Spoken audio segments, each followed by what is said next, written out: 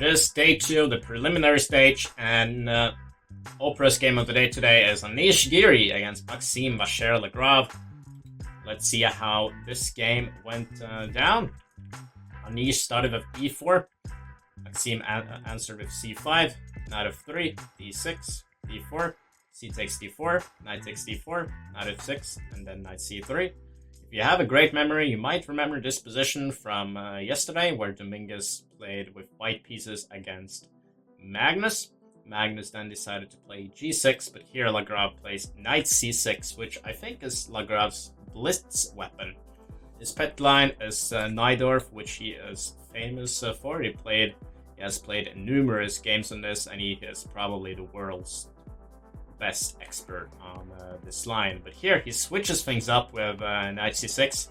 Both of these players are certainly hungry for a victory here, because they would be doing very well if they would have 6 points out of 9. Would definitely be on their way to a qualification spot in the quarterfinals. Here, Giri plays bishop g5, which is the most critical and most dangerous move in the position. e6 from Lagrave. This is all mainstream theory here with queen d2, a6. This move is played because it is very important to prevent the knight from jumping to b5, while black can also play b5 himself in a lot of lines. Lone castles from Giri, bishop d7, and actually the Norwegian IM, Benjamin Halldorsen, has done a brilliant series on this, which you can find on Chess24 for black, that is. And here Giri plays queen b1, which certainly is a very strange move. It is a quiet move, and is simply asking Maxime Vachier-Lagrave, well, what are you going to do? Are you going to play h6? Are you going to play bishop e7? Are you going to take on d4? Are you going to play b5? I'll just wait and see. And based on that, I'll either play f3 or f4. It totally depends on what you are going to do. And indeed, Lagrave plays bishop e3, bishop e7. I can quickly mention that the main line here is f4, and the other main move is f3. Perhaps f4 is more dangerous, while f3 is sort of more strategical, I would say, and also a little bit safer. King b1, bishop e7, knight takes c6 from Giri, bishop takes c6, and here Giri plays f3, so he needs to protect the pawn on e4. And as a matter of fact, after b5, h4, we have sort of transposed to a line which Benjamin shows in his series. If Maxime would play h5 here, we would then have the exact same position, which is quite remarkable. Anyway, Maxime does not play h5. He plays queen c7, which is certainly not a bad way to play. He replaces this nice maneuver here. Knight e2 he's interested in putting his knight on d4, while he also wants to avoid b4 with a tempo, which is sometimes a nuisance. Yeah, another thing that he could do is potentially jump to g3 as well if he were to play g4 and knight g3 first, especially if black would castle short.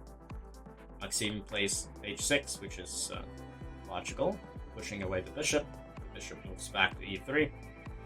Now the king needs to decide, is he going to go to the long side or the short side? It certainly looks dangerous either way.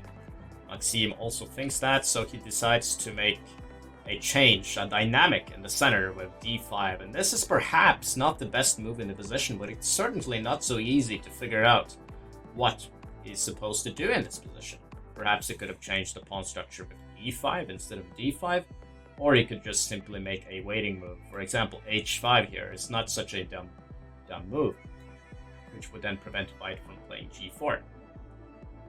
But he decides to go for d5. He is hoping that Giri will take, and then he would simply take back with the knight and get a lot of activity with bishop f6 and with d8, for example. Also potentially b4, a5, a4. It would be very, very dangerous. This would not be very, very good for white. In fact, it would be pretty terrible. But Giri, he plays e5, seeing that if Lagrave was going to take the pawn, he would lose his queen after bishop f4, queen h5, knight g3, queen g6, and bishop e3, and the queen on g6 is trapped. The only way to avoid that would be knight e4, but the piece down, Lagrave could resign. That's for sure. So he goes to d7, and after f4, we kind of have a structure from the French defense. The dynamic has changed quite drastically here.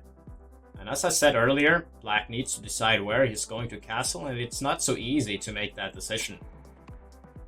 Knight c5 he plays. He wants to put that knight on this juicy e4 square. This is sort of the advantage he got when he played d5, but he's also sacrificing a little bit too, because this bishop is now getting very, very strong.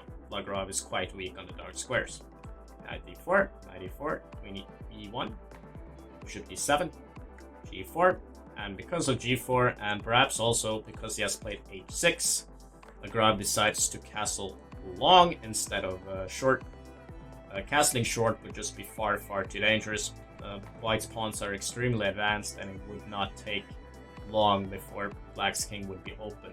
Especially when that pawn is on h6, he could simply play g5 at some point, and then black's king would be blasted open. So that's why he goes for long castle. But already, as we can notice on the bar too, it's not looking too great for Lagrave. But we did notice that after the move d5, it went downhill for him.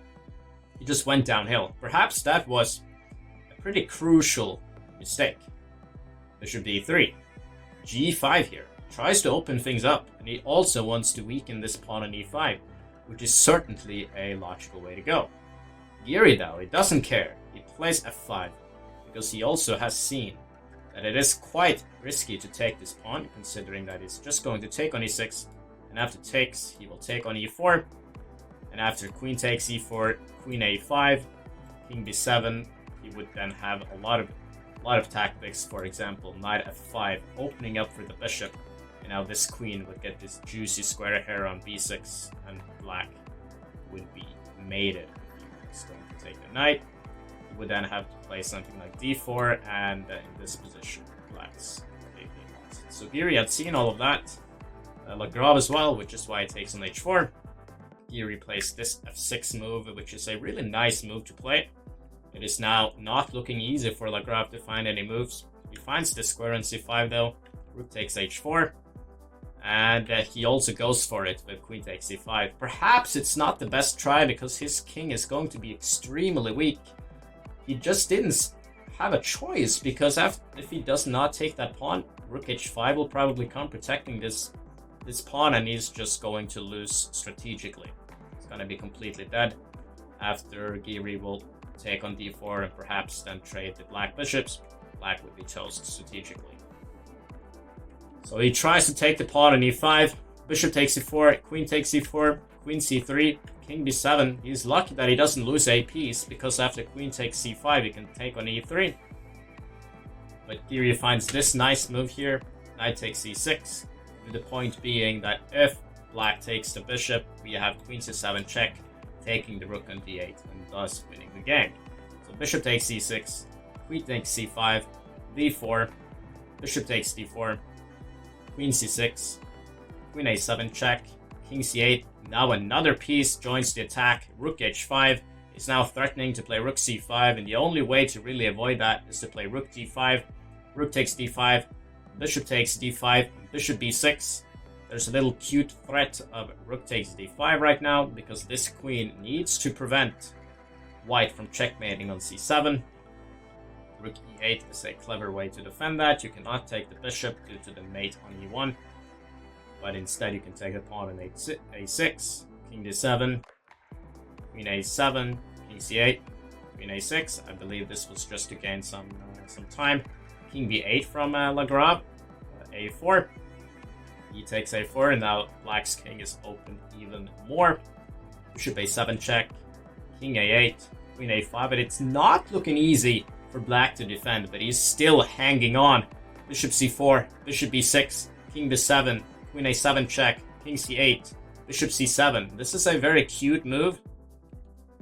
I guess any other move as well would suffice, but bishop c7 is cute, because if you take that, we have queen a8 followed by queen c6, taking the rook on e8.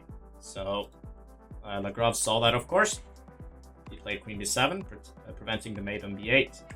but this led to the loss of the pawn at a4 as well, and Black's king is looking awfully naked right here. After bishop e2, rook d4, this rook also joins the attack, and now it's looking awfully difficult for Lagrave to hold on here with queen h1, king a2, queen c6, bishop g3. The bishop moves far away, but we notice this beautiful diagonal here. There are so many squares around Black's king, and it's just too difficult. Look also at these opposite colored bishops. It would have been an advantage for Black to have the same colored bishops, because he could then use the other bishop to defend. But this light square bishop cannot defend the weak dark squares around Black's king. After bishop c4 check, b3, bishop a6, king b2, Lagrave just is forced to resign because the threat of rook d6 is too strong.